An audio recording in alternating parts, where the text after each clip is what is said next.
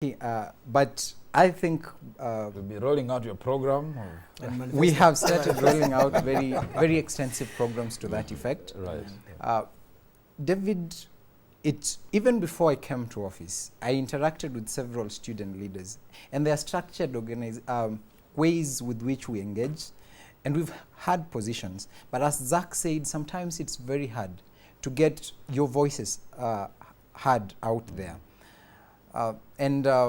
But going forward, I think we've held very close deliberations with Zack. Yeah. I think we need to re-engineer the whole thing and be as active as it can get. All right. For you, Zack, something that you've done, just one thing, and then we take another question as well.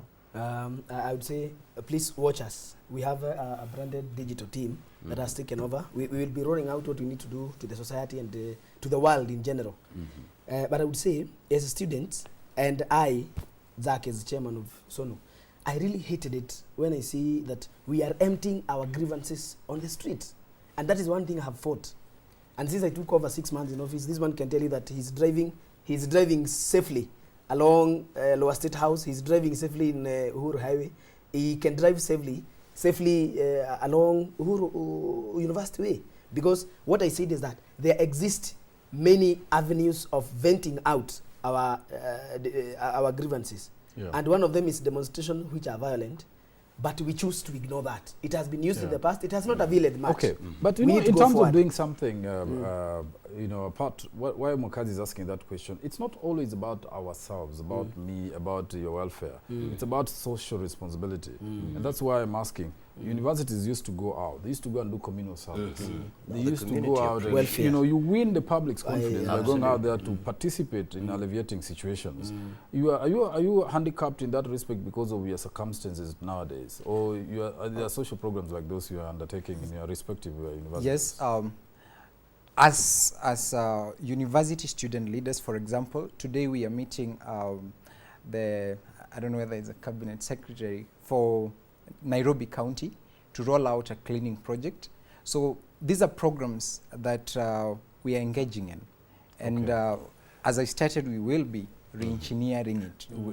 There's a question here from Shiko in Nairobi. Says, are there no female leaders to tackle the issues of female students being portrayed in bad light? We have them. We have them, especially... who is your vice chair? Who is your vice president? I have two vice presidents, one a lady and one a man. But there exists a faculty of gender affairs. Matters which are more feminine to be tackled by a lady. And I would say that 70% of the blood that was donated to counter the Westgate unfortunate event came from students.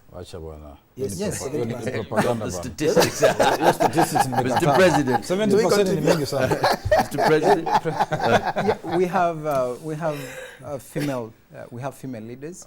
My Gender and Social Welfare Secretary, my Special Needs Secretary, the vice president is not a woman. He's a gentleman. Those elections should be nullified. Gender parity. Again, this is an elective position.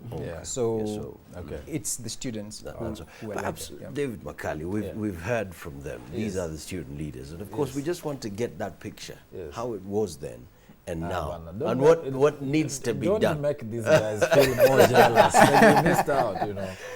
Our days were really good, gentlemen. This is not a time to recount good days, but you know, I'll favor you with just the fact that, you know, we were not as many. We were many, and I've been to those universities. I've been at Mo University, I've been at Robbie University, and in all those days, life was not as bad. Students were not as many. You had your facilities. Even social facilities within the universities. Now you can't even play football. I mean, you're too many. The fields you need like 30 fields. In those days, facilities were enough. People used to, we were catered for, we were given allowances to be able to concentrate, to pay for our petty bills. And as you said, you know, our rooms used to be cleaned by, you know, caretakers, there were janitors, people who looked after these things. And it was not a hassle, it was a struggle that people have to go through today. University was an equal place. It did not matter whether you came from a rich family or a poor family, because everyone had an allowance we called boom of 5,500. 5,400 that you got every semester. 5,000 then? Yes, and that was a lot of money. Yeah. You could buy yourself a stereo, a TV, and you could go out and have a drink. And I hear people married and paid bride well with that money. Yes, even people did that. Those spouses that married. But those were the days. I think the education has really is under a lot of pressure. Yeah. There's too much demand on the state resources to facilitate this education. But at least I think there is need for a social net for students to be able to do their work. Facilitation, basic. Otherwise, education is going to be undermined. Right, many thanks indeed, Zack Kinuthia-Chairman, Students' Organization of Nairobi University, and of course, Felix Lon, President, Kenyatta University Students Association. Thank you so much indeed for being part of the Power Breakfast Show. Thank you. All right, so thank you so much indeed. We appreciate it.